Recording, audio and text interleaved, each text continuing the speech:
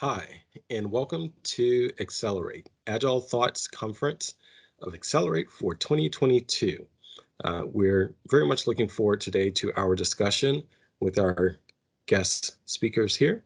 So we have Ian Fitzgerald, who is the Chief Technology Officer at Chelan County PUD. And we also have Adam Ulery, who is one of our senior Agile coaches here at Agile Thought. Thanks for joining us today. Throughout the session, if you have any questions, please feel free to use our chat. You can put your questions in the chat and we will answer those questions as soon as possible and get to those as we go. And we're going to talk about what it's like to start an Agile transformation. So I've introduced the two of them by name and title, but they're much more than that. So I want to give them an opportunity to introduce themselves. And before I do, I should also introduce myself. So I'm Quincy Jordan. I am the director within our Innovate line of service here at Agile Thought. And so I'm going to toss it over to Ian to introduce himself beyond just his name and title. So Ian. Yeah, thanks, Quincy. And I really appreciate Agile Thought having me here today to discuss with both of you, Adam and Quincy, on what it took us to get where we are today with Agile and doing this transformation. I'm with Chelan County PUD. It's been a year as Chief Technology Officer, just over a year. However, I've got over 26 years experience in the utility industry in technology. Have done many things across many areas, gas, electric generation, water, wastewater. And really this was an opportunity for me to come and take an organization, an organization that was probably stumbling and a little bit behind the technology curve and see where we could get them going forward and start adding value to our customer. And it's been a great opportunity, and working with Agile Thought up to this point has really been a benefit to our district. So thanks for that. Awesome. Well, welcome again, Ian and Adam.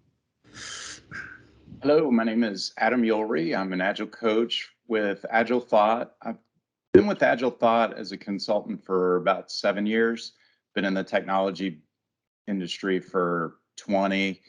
Most of those 20 years have been focusing on Agile and business agility.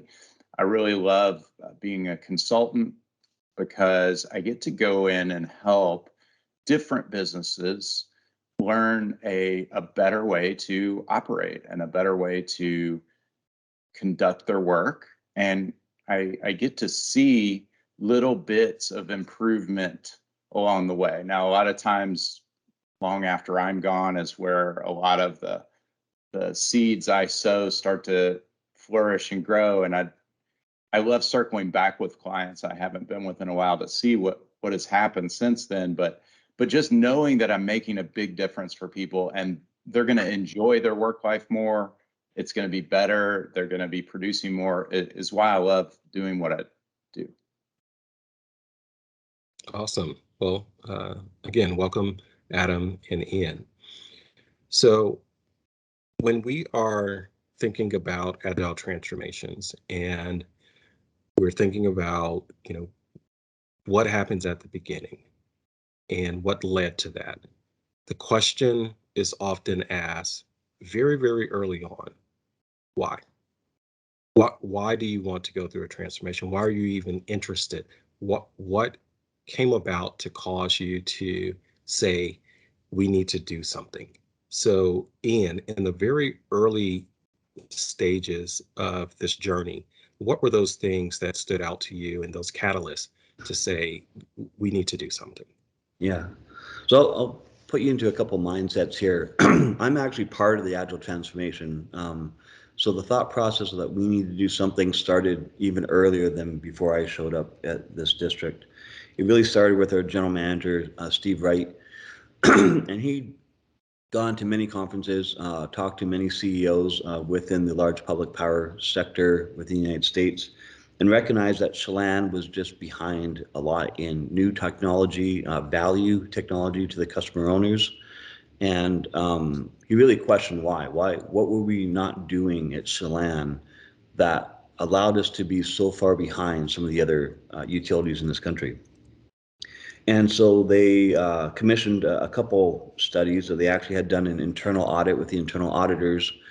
In addition, they had brought on an outside consultant who looked at how the technology was deployed and managed within the district, not just within the IT department, but all technology across the enterprise. And they recognized a few things. One, that there really needed to be a chief technology officer, excuse me, that was brought on to be at the executive level, that had a voice at the table, that could really help move technology and create a vision and a strategy that aligned with the district. The other thing they saw on the Agile front was that there's different ways that we could probably do this work that we were not doing. Having a project management office, looking at Agile, not just in the way of how we work and how we think, but different tools to allow us do CI/CD, move us to more automation, reduce our technical debt. And these are some of the things that came out of both the external audit and internal audit of the system. And they believed at that point that it was time to make a change. And so they hired me, and I came on board just over 13 months ago. My first observation really for the first month and 6 weeks was to observe, but my initial charge was to reorganize the IT department. And I guess when you think about reorganization, it could go a matter of different ways. So I'm looking at what was the issue that was running Chelan, me now being from an outside looking in, and I recognized a lot of different things. I recognized that we had a significant amount of technical debt within the department. We were doing things multiple times through we actually had silos within the siloed department. We had different groups with different managers that were doing the same thing, actually buying their own technology that could have been better used if we had used the same. We were really focused on context work, even mission critical stuff like an ERP system, email systems, moving to Office 365, but we were not spending time or dedicating time to actually add new value to our customers, things that the customers would pay for, things that the customers would view and see and interact with to help with their own daily lives. And for the most part, we were treading water, and we were doing a lot of busy work. That's one of the things that bothered me most, is that I didn't see us actually doing a whole lot of work, yet we had a lot of employees and a lot of hours sunk into this work, but nothing was coming out of it. So my first observation really was that we were spending too much time on wasted time. Context switching, the squeaky wheel. People were sort of doing their own thing that was not aligned to strategy. I could actually ask somebody, I said, what are we working on? And I could not get an answer within the department of what we were working on, who was working on it, how long it was going to take. And so these are not just problems of Chelan. I think they're problems of all IT departments that have grown up from the 90s and just really haven't looked at new ways of doing things or evolved. And this is the problem that happened here. They just grew up and they never looked outside of the Chelan County PUD to see how things could be better. And that was really the trigger that we need to do something different. We need to work differently. We need to think differently. And we really needed to find a philosophy that could help us with the continuous process improvements, reducing that wasted time, and just start slow, just get us into a process where we could understand the work we were working on. We can actually decide what work was important, the right work to work on, and what work could actually wait. And I think that's where we started the process down. In addition to just the way we think and the way we work, the reorganization really had to expand across just work, but we had to think about how we're going to change that would accommodate these changes in Agile thought. And I think that was around, a change in structure. Not only it starts with strategy and vision, but then a change in structure, a change in people, a change in tools, and a change in processes. And I think you need to do all of those things to actually go through a proper transition and not just focus on one. Without looking at the whole scope and whole holistic idea of a transition, you will not be able to go through such a change. And this was a major, major change for this company in just how they think and how we feel. So, there's so many things that you mentioned that we could unpack. And the least of which is the obvious implications and inference of the involvement from the C-level. That is oftentimes just so critical in agile transformations, and quite frankly, sometimes it's not there. That level of involvement is not there. Sometimes there's a level of, yes, let's do that, but not where the C-suite or contributors to the C-suite are as intimately involved as what you just described. So, Adam, you being in there.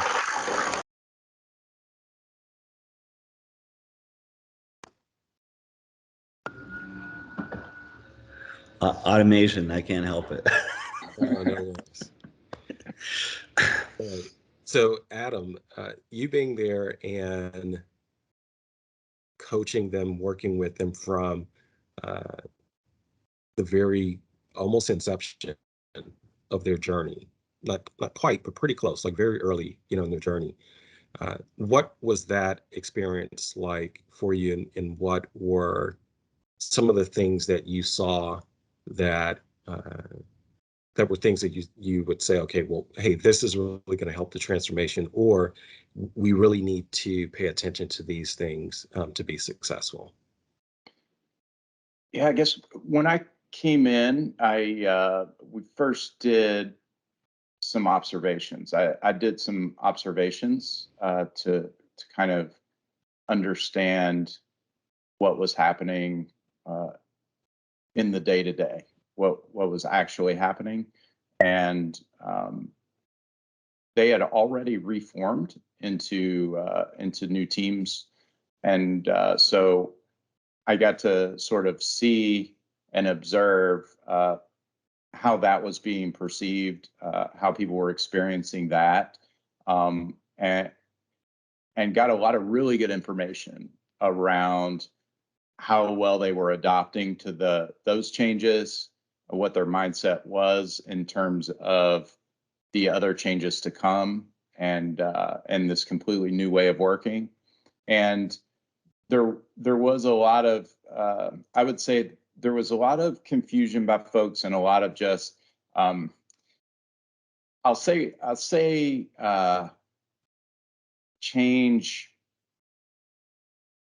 impact.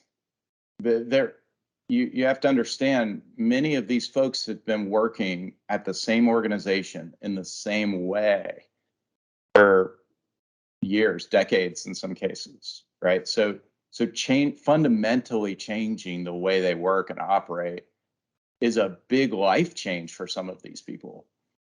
And that's what I was experiencing, and that's understandable. So a lot of what I did from that point forward was to help them accept the idea of these new changes in a way that would give them some optimism, give them some encouragement, hopefully motivate them to want to change and to see it as a positive thing in the long term, and understanding that it's impactful. If I were them, I would be impacted as well. So I wanted them to feel like they were understood and had a nice, clear path forward, if that makes sense. So that's kind of what I started to understand and work with. And then the plan that I provided had that in mind. I wanted that to be part of the plan as well. Yeah, and in the agile space, we talk about agile as a mindset, and that's not a new thing now, these days. But it is a mindset. But just because it's a mindset doesn't mean it's easy to change people's minds. It doesn't mean it's easy to get people to adopt and adapt a new way of doing things. And so, Ian, the question that brings to mind for me as Chief Technology Officer, how did you see the adoption happening? How did you see, or how do you see the adoption happening with regards to mindset? Do you see people really buying in? Were there naysayers that had to be overcome? What did that look like through your lens as the senior leader there? Yeah, I think it's a good observation. I think also Adam brought up a point that I think there's two mindsets. Transition doesn't just start with one set of people. In this case, it starts from the top from the CEO and the C-suite, and really they need to buy into this. They need to support it. They need to actually fund it. But it also requires at the edge, at the frontline workers to buy into this and to accept it and then to implement it, because they are the ones by the end of the day who are actually doing the work and the ones who are implementing it in the processes. And without both those coming together and converging together, you will probably fail, because you need to have buy-in of both sides. So the buy-in of the executive was a little bit easier, at least for this company, because they had an internal audit. They had an outside consultant saying the same thing. They recognized that there was an issue. It was initiated by the CEO. And so there was just a better buy-in right from the beginning. And I was able to basically create relationships and create the understanding of how this change could impact productivity and that continuous processes of change. So from that aspect of it, it was supported really high from the C-suite environment. As Adam said, it was much more difficult with the staff because they had never gone through anything like this. In addition to titles being changed, teams being changed, the idea of breaking up silos within the environment, so teams they've been with a long time, was a difficult concept. And it's also a difficult concept, and I'm still struggling with this a little bit, is that they believe this changed inherently the work they did, but reality, they were just doing the same work. They were just doing it differently. And that was a hard concept for people to understand. The other concept that was hard for, I think, people to understand was that we were going to slow down to speed up. We were actually going to take a step backwards to go 2-3 steps forward. And I think we've been trained as humans through our whole lives to always run as fast as we can, do as best we can, not actually step back and pause to get better. And I think that human nature makes it hard to think about, if I stop or I slow down, I'm not going to be able to succeed. And I think that's something that really I've been driving home more than anything within this district, in this company, that's actually starting to spread throughout the company, is the concept to slow down to speed up. And I think that's some of the things that we can see, and we'll talk about how that actually has helped with the Agile transition, is that we're not going head on forward with this. And it was hard. Adam will tell you that I would continuously preach this, but people would not believe it. People would not accept it, that this was reality, that the C-suite or the managers would actually allow us to lose productivity in order to slow down. And it's something that was been, I guess, ingrained into them and ingrained into the last general manager, that everything was a priority, therefore nothing's a priority, and everything had to be done yesterday. And that was a mindset that we had to break. That was difficult, and it's still difficult even going forward. Even at the C-suite, the idea that we have to slow down to speed up. So Yeah, and I find that so interesting, because what comes to mind, we hear people sometimes say, things like, well, we're going down the highway and we have to change the tires as we're going. right. Okay, yeah, maybe in an emergency scenario, you're still going to keep going. But the fact of the matter is, for anyone who's ever experienced a flat tire, it always makes more sense just to pull over, deal with the tire, Right. then you can actually get to your destination a whole lot faster, rather than cause more damage by continuing on. So I definitely have an appreciation for the whole concept of slowing down to go faster. It is, and I agree, it's definitely one of those that I don't think it's hard for people to believe. I think it's hard for people to, as you said, accept, because it makes sense, to do so, but people don't necessarily feel safe to be able to do that. They don't know if they have permission, almost like what you said. Wait, so the C-suite is really going to, okay, tell me the truth. Are they really going to actually be okay with us not producing something right now so that we can produce more later? That type of notion is there. And so, Adam, when you were in there and you're coaching and you're seeing these behaviors, you're seeing these things take place, what was your take, and how did you help change any of those behaviors, or how did you see them change, or did they? Things don't always go the way we want.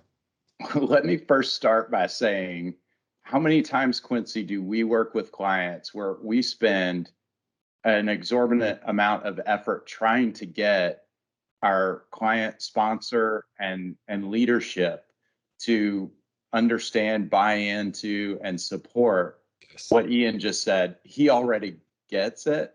So first of all, that was a gift coming into the engagement, right? Like, okay, he already gets this. That's great. That saves us a ton of time here. Yes.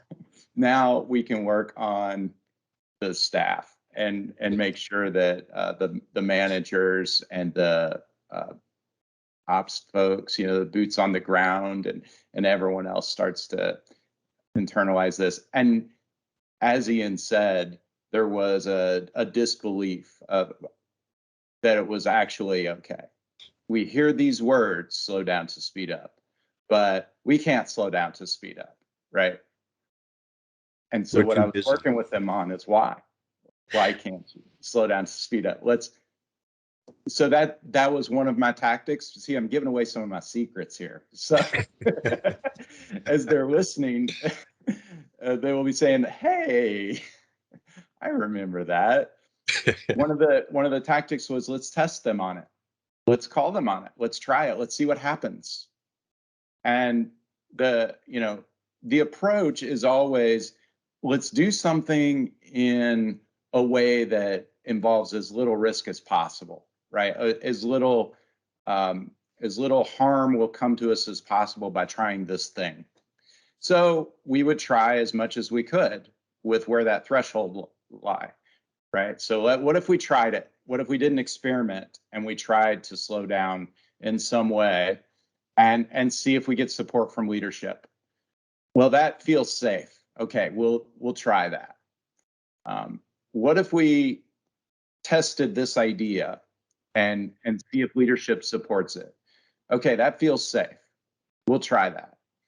So looking for little ways we could test it out and verify it. And then they start to get evidence for themselves, and they'll go on to try bigger things and more things. It's one of the tactics. Yeah, and in that process, there was something that took place, right? Well, I should say not in the process, but as a result of the process. And that something is that Ian took it upon himself to take a look at some metrics on his own. And he just wanted to look and see. And so I don't want to not do it justice, but it's so powerful when Ian shared it with us. So I want to share it now. I'm going to share my screen. And Ian, if you wouldn't mind just sharing with us what caused you to do this, and then what impact it had for you once you took a look at it yourself. So I will share my screen so that our viewers can see it.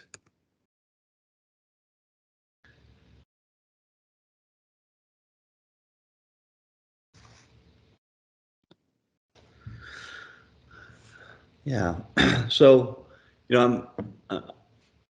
I'm always a person who basically has a strategy, has a vision, and it's very interesting that one of my group talks that we had with the teams, I had an employee ask me and actually almost put me in the corner about if I had to go back and do things again, would I do things differently? I think it's a poor question in the sense that you only have the information you have at the time you make a decision. You don't have anything else. You don't have the ability to retrospect and say, yeah, I made a mistake or things are going on and make a change. So because of that, you always have to measure where you're going with your vision or your strategy. You have to know, is it working? Is it not working? Where do I need to pivot? What do I need to do to make a modification to get us back on track? And so with that, you always seem to have to measure. You always have to continuously measure, see where you're going. And actually, I measured what we see on the screen at least 3 times during the 7-month period. I gave it enough time to get enough data to understand, are we going in the right direction? Do we continue to go forward? Do we put more gas in the vehicle? Do we basically put on the brakes? Whatever we need to do, but we need to understand. And what this graph really has shown is that we didn't really have a good understanding, like I said earlier, about what work we were doing and who was doing it. So for the first 2 weeks of our Agile transformation, we actually started the Agile transformation by having people start using Kanban. And we used a product to allow us to document the work. And we knew what the work was, and we knew how fast we were getting that work done. And that first 2 weeks really gave me understanding, because they were still working in their old ways. They were not working in Agile. They might have been using an Agile tool and document it, but they weren't working in Agile yet. What was it that we were doing? What type of productivity were we getting out of this team? And what I saw was that we were just over about 320 work items a month of basically productivity out of this team. And that gave me a baseline of where are we and where we're going. And it gave me understanding that my estimate in my vision was that I would probably, and doing my research, we could probably increase productivity 15, 20, 25%, 25% on the high end if we were doing really well with this process. And what we saw as we started this transition, we actually introduced the Kanban and the new team structures Adam talked about. And then in August, Adam came on and started Agile training.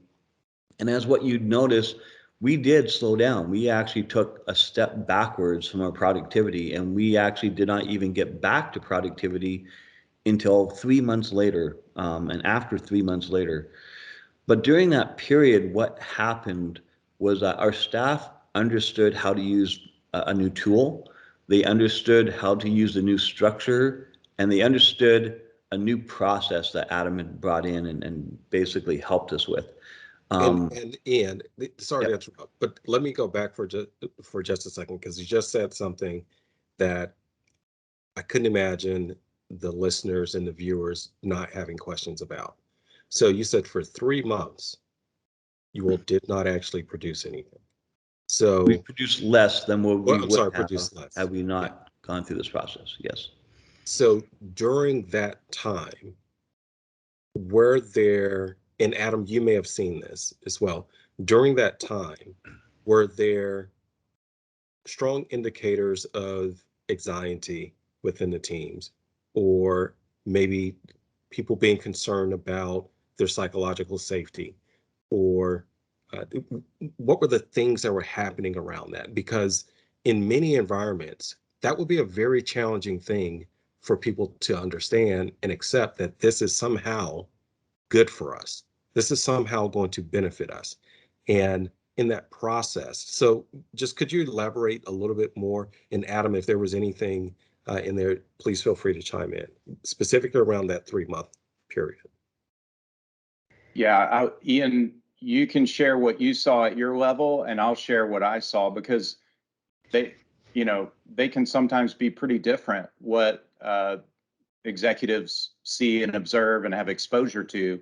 I was down in the teams working with them tactically, so I'll sometimes hear and see things that others won't.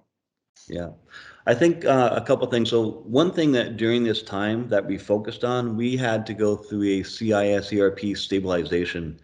And I knew that during any reorganization and transition, what you need to do was get a win, a big win, right? And anything else didn't really matter. If you could get a big win and show the executives in the company that we had a win, that would overshadow everything else. And so we actually had a team working on this through July and August. And by the end of August, beginning of September, we had actually completed a project that they had been working on for over a year before I got there. And in a matter of 4 months, actually before the transition and after the transition, I put together a team of some of our top people together to finish this off and knock it out. And we did that again to get the idea off that we were going to lose productivity and get a win out for the district. And that sort of overshadowed, and maybe people didn't recognize, at least they didn't recognize outside the department, that we were losing productivity because of this win. From the staff side, however, they were confused. They were confused about how their teams work. They were confused about what products they supported. The anticipation was that they would cross-train each other and self-organize around that, and they didn't know how to self-organize. They didn't know how to ask for help, and they didn't know how to share and communicate properly through this process. And I think that was probably one of the biggest reasons why we had issues and lost productivity, is because we lost our way to communicate. We stopped the squeaky wheel. We stopped, we broke up teams that had worked together for a long time. And the individuals had to learn how to now communicate across teams and within their own new teams. And that was probably the biggest reason why we would lose productivity, and what I saw from my end of this factor. But at the same time, through any reorganization and transition, you do have to find those wins. And so during this process, I made it very a focus of mine to identify the CIS project. It was one of the biggest things the district wanted to get done. It is also an enabler to actually get new value out after the fact. And so that was something we focused on and helped us through this transition. So yeah, and in the teams themselves, of course, I saw all those things Ian just described, and they did have a lot of anxiety and were questioning a lot of things and not understanding some things. But it's interesting to note that those are exactly the types of things that happen when you're going through a major change. Yeah, that's exactly what we would expect to see. It's never comfortable. People don't believe that this is what is normal to be happening, especially since it's so uncomfortable. But you start to get on the other side of it, and you're almost amazed at the improvement it can make, like the October numbers start to show. yeah. Yeah, and if you look at this graph, this really is amazing, because we really went 30% lost productivity in July from when we started this process to almost increasing our productivity 100% in October. And to me, the factors behind this is people started to get used to the tool, understand the tool a bit, but more importantly, and with Adam's help, learn how to flow data through a work process, learn how to prioritize, learn how to limit their WIP environment. And even at this point, they were not limiting. Even today, they still are learning to limit the WIP. They're doing a much better job today than they were back in September. But it's amazing how if you just organize yourself around the work, you prioritize the work, you put a flow to the work, and you eliminate the context switching. I think this productivity increase, it can probably contribute a majority to context switching. We got rid of the squeaky wheel. We made sure now in October that all tickets, because part of the thing is people were still taking calls and emails from individuals within the organization and not putting them through the proper process of an intake process that we had developed. By October, it was clear that all tickets had to go through the proper intake process.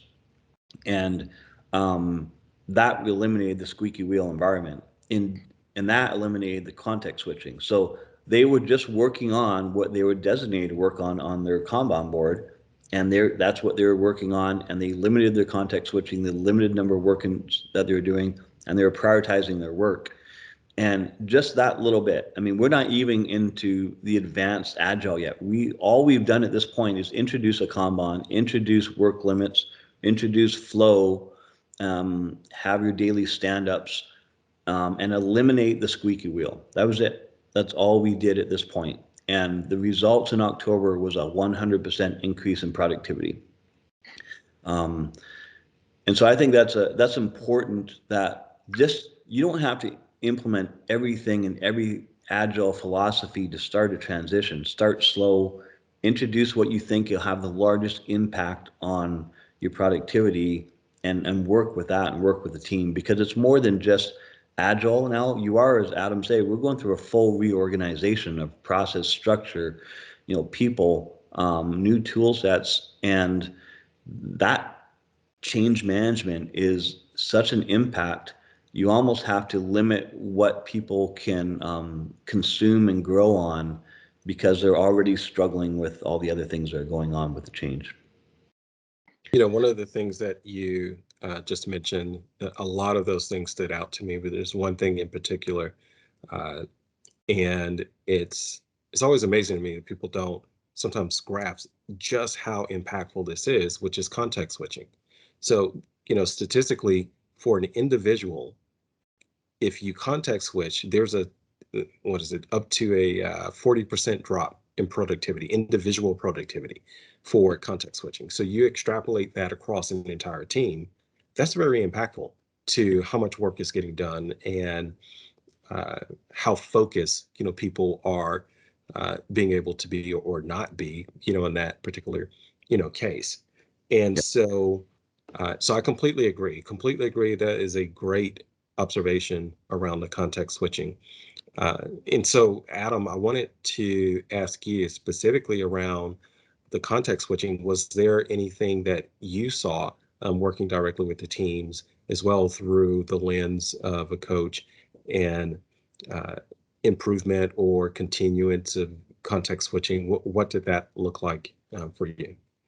I mean, yeah, there were a lot of different things I saw. One thing that I recall that stands out is just the local prioritization of things was a big opportunity, right? If a request came in, it may come in from any number of sources, so there wasn't one place it would come in, and then whoever grabbed it would make a decision about priority. And if it was someone important, or if someone was conveying a sense of urgency, it would just get worked.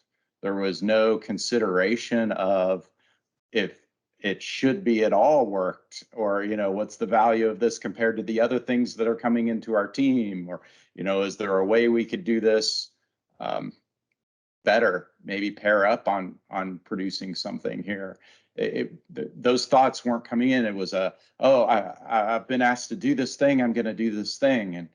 And so there were a lot of opportunities there to work with the teams on how to put more structure around that, how to put more focus around what it is we should be working on, and how we'll work. And that made a huge difference. And the teams ended up really liking it, actually, as much as they weren't sure about it.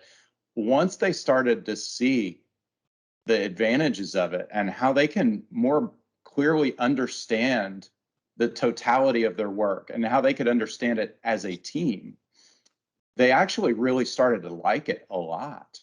And at that point, they were eager to learn more about how to get better at bringing this work in, and ordering it in a way where they could decide how to choose what to pick first, and how to work on it together as a team when it made sense, and those types of things.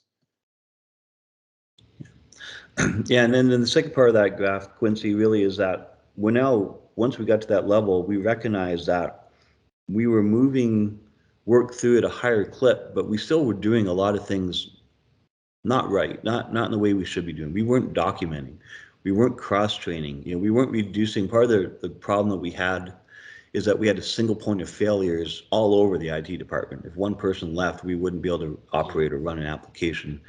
And so part of the structure was to form teams and have teams operate a suite of value applications, but we still were out of that mindset. And so We then introduced the idea of, again, slowing down to speed up.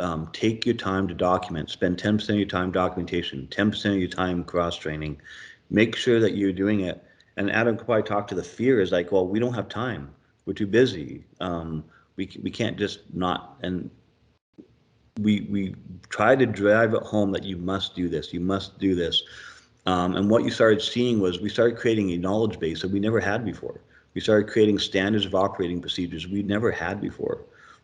People were actually then pair partnering and cross training. But what you saw in the productivity is we dipped again. We dipped another 15, 20% from that high, but we were still 40% above, 50% above that pre-transition level.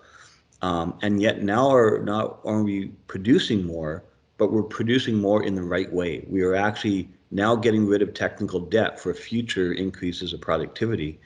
And that's sort of the stage 2 that we're in right now, is getting to that environment where we are doing things the right way the first time and not trying to deal with the technical debt later down the road.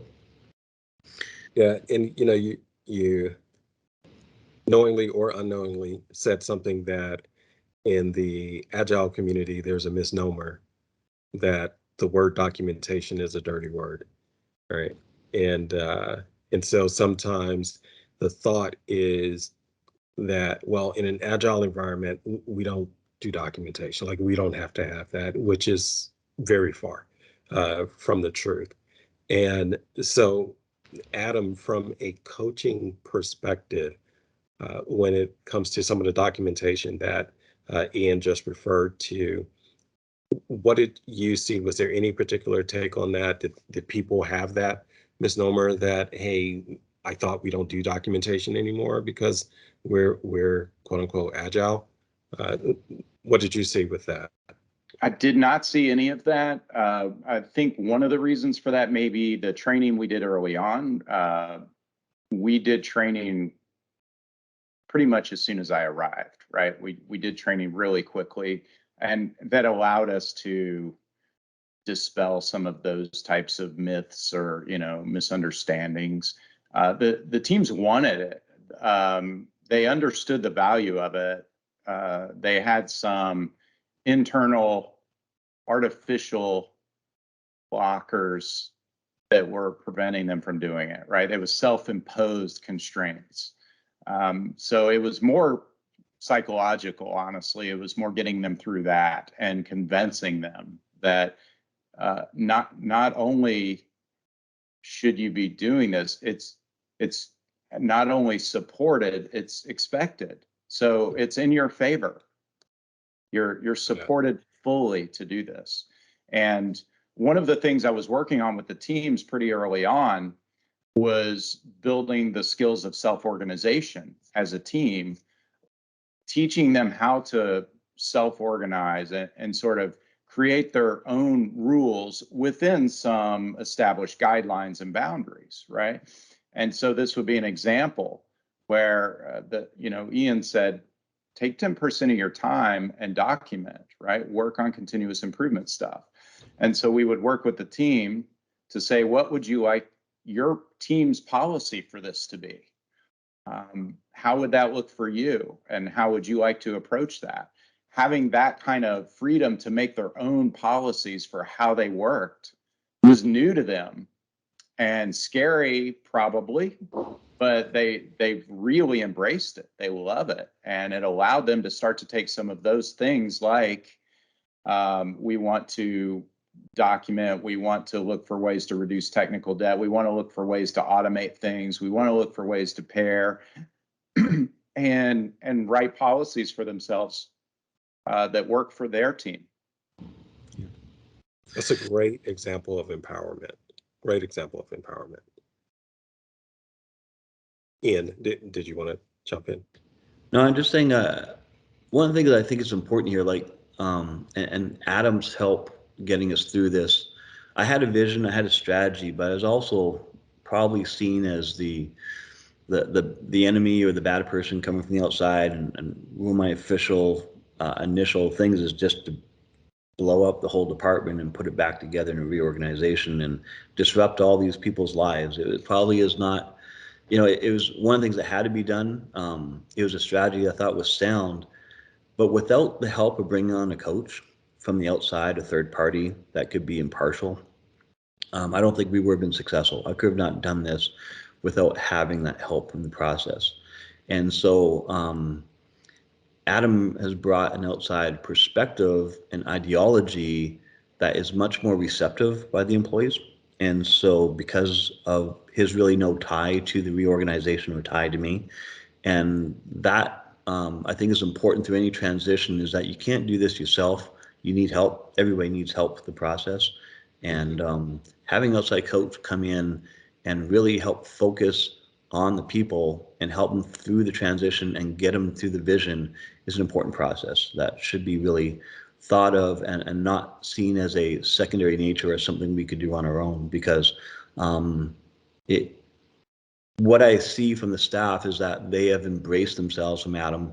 When Adam finished his first tour of duty here at Chelan, um, literally the next week, people were like, we need Adam back.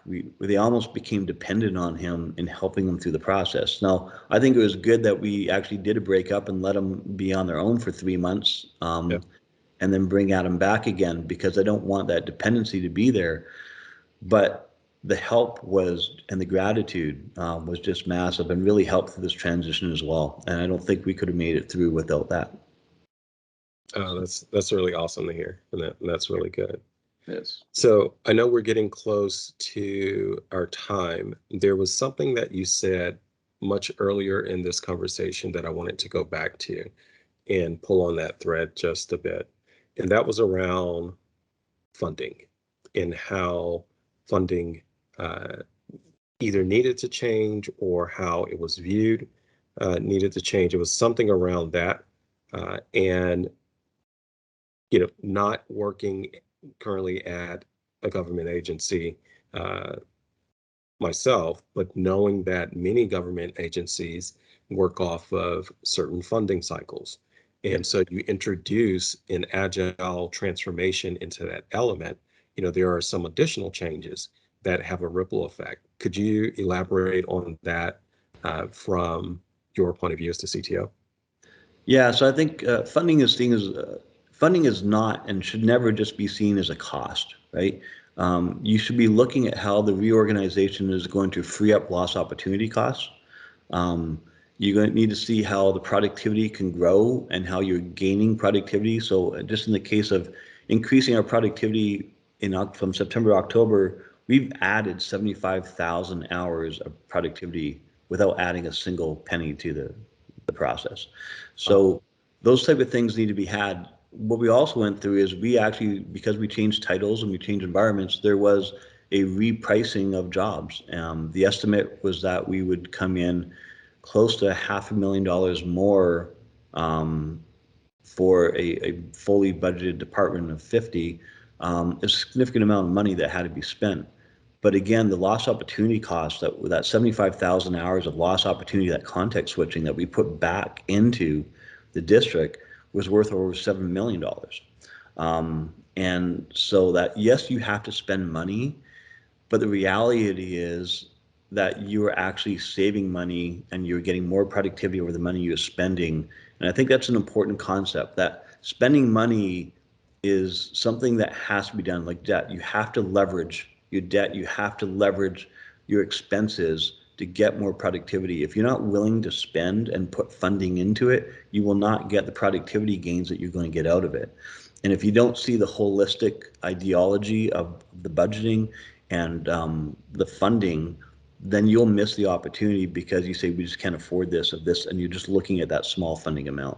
So it's very important to look at everything and anything that can be gained. And through that strategy and SWOT analysis that we went through on the business case for this, that was a key factor of selling this. Not only is this the cost, but these are the gains that we'll be getting. And the gains actually that were estimated were less than what we've seen. And so if you're conservative with it and you understand that there's a value in it, I think it's an easy sell once you show the whole holistic analysis when you're dealing with it. So.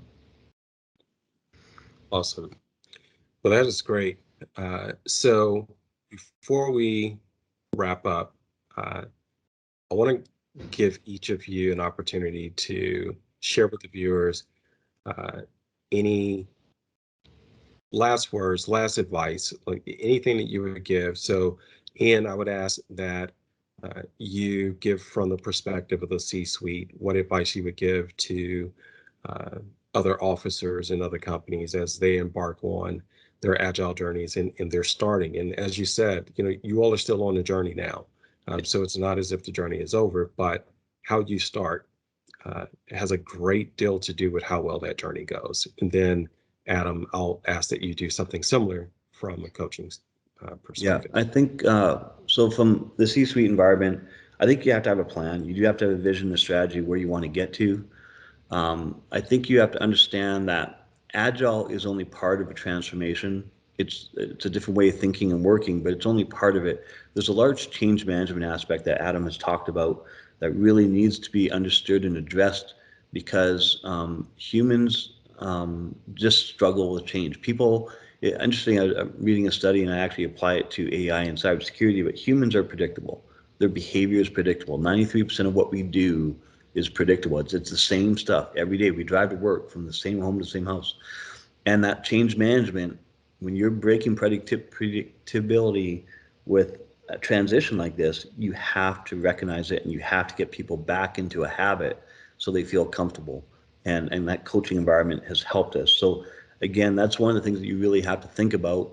And then think about, it's not about the short-term gains. It's about the long-term gains and improvements of the district or the company going forward.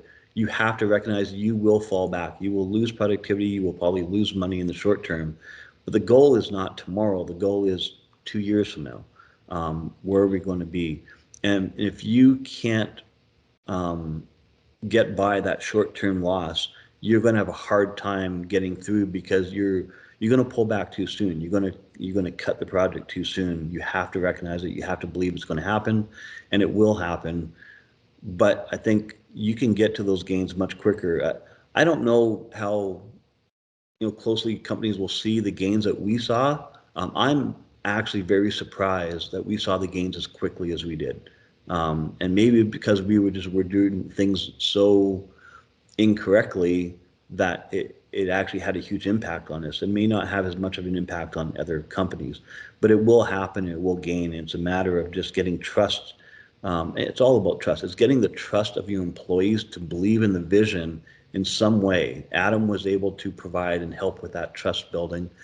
And when you get the trust and people buy in and you create that common shared vision, that shared consciousness that, read the Team of Teams it's all about, then you can empower and you can allow people to make decisions because you're going down the same way and you're rowing in the same direction. And I think that's really what it comes down to with a lot of things is the trust between the C-suite and the trust between the people actually on the ground doing the work. And you need to have both of those come together and coalesce and cooperate to go forward. Without it, it's going to be very difficult. Oh, that is awesome, Ian. Thanks for those words of wisdom there. And Adam, we will go out on you. I think when starting a transformation, it's vitally important to help people understand why and the importance of the change and how it relates to them and how it can be a benefit to them. So helping people understand why we're making this change, the importance of doing it, and also what those advantages are to them personally will be huge. And you can't underestimate the number of times you need to communicate that message consistently for people to absorb it, because their mind could be in a place where it's not allowing them to hear. It's not allowing them to actually process the message. You may say it 5 times or 10 times, 15 times, and for some reason they're just not absorbing it. But on the 16th time, it hits, right? So early on, just communicating that consistently at all levels, making sure that all levels are communicating that consistently and radiating that message will get you off to a pretty good start. Awesome.